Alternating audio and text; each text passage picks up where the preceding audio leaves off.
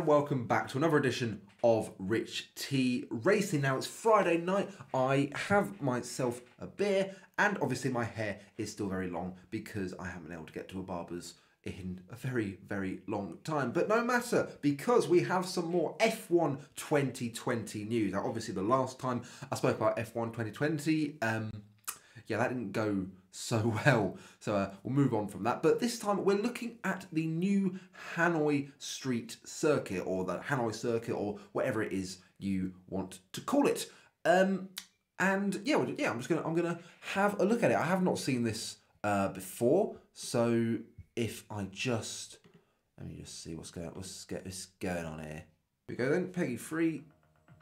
Nice bit of music in the background. Here we go, the intro. Looks quite good. Actually, has to be said. It has to be said, Codemasters do a very good job in making the tracks look decent. That's incredibly flat.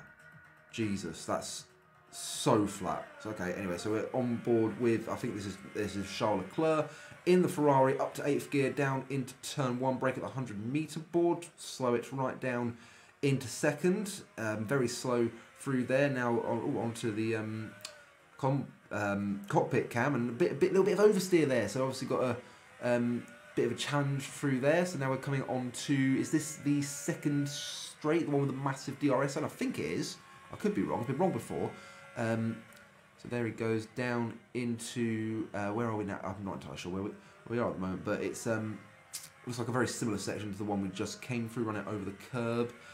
Third gear, slow again, coming down towards, I don't know where we are, obviously down another long straight. Oh, it's a bit of curving, good. DRS pops open, so I think this is actually the long straight, the first DRS zone. So this is where the speed trap will be, this is going to be where the cars are getting to their longest, bit like Baku. We're now coming into another very slow, it's more than 90 degrees. So, yep, that was uninspiring. Now down another straight and into another corner that goes to the right. Again, didn't look dramatical. This is the twisty bit. It's obviously flat through there. Didn't look challenging in the slightest. Now he's coming through another corner in 6th gear. That looked to be a little bit more of a challenge. Obviously, you've got to make sure you've got your aero set up perfectly. 5th, turn just a little kink to the right, even another slow corner. 2nd gear. Now all of a sudden that is the end of the lap. So before I give my take on that, my honest to God reaction, obviously that is just the game. Obviously in real life it could be entirely different. We don't know who was driving the car. We don't know how the car was set up. But that video was obviously posted to the main Formula 1 channel. It wasn't posted to Codemasters, it was posted to Formula 1. They approved it. That is how they wanted to present the track to us, and that's arguably one of the worst tracks I've ever seen. What do we hate the most about Formula 1 tracks these days? Like the modern ones. I'm talking like your Abu Dhabis, your Sochis, your Bakus. It's the fact that they are literally just long straights that, okay, they can create good racing sometimes. Long straights that lead into slow corners that have very little technical ability, or perhaps are just boring to look at and have little to no technical requirements. What is that track? It is a succession of long tracks with slow corners that pose little to no technical challenge, but could also be irritatingly difficult. That's one of the worst looking things, one of the worst looking tracks I've ever seen. Let's have a look at it again, shall we? So you can just about see. So you got the start finish straight, obviously leading into the very slow turn 1. I'm so angry because that corner, turn 2, obviously is meant to look exactly like what's it called? Turn 4 at Russia. The redeeming fact of that track, the only decent thing on that track is turn 4 at Sochi. And the reason for that is because you are building up speed, you are taking it completely flat. It is a very enjoyable experience. James Derrick of Rich T Racing likes the Sochi track because of that turn. Obviously, he didn't know that turn 8 at Istanbul had been a thing, or whatever at Austin. But yeah, he really enjoys that corner. So, and he's a sim driver. He sort of knows what he's on about. that corner was taken at nowhere near the correct amount of speed. They had to lift off due to oversteer.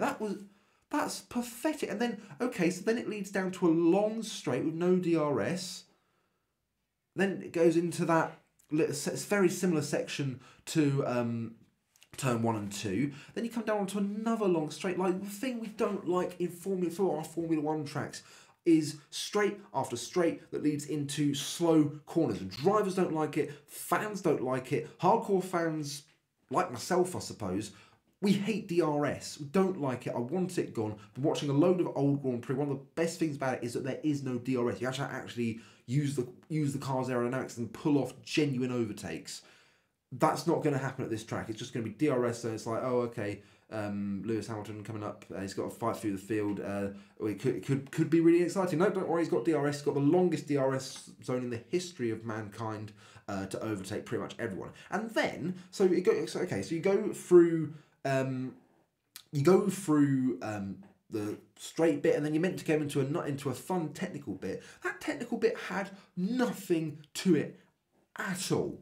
Nothing to it. The twisty bits, they're like, again, an attempt to recreate Maggots and Beckett's and the S's at Suzuka. Nothing.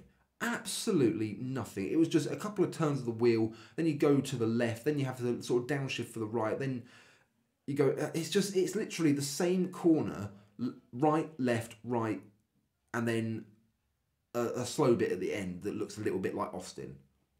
That's the most uninspiring, unimaginative track I've ever seen. And I'm not just saying that because I've got a beer in my hand and I'm just waffling. I know I'm waffling a bit, but honestly, I give every track and you go, like I can forgive Baku now for being a bit boring because it can generate good racing. I even get Sochi. I don't like; it's my least favorite track on the circuit. But I would at least acknowledge that the turn 4 and also the braking zone down into the end of the second DRS zone coming through sector 2, start of sector 3.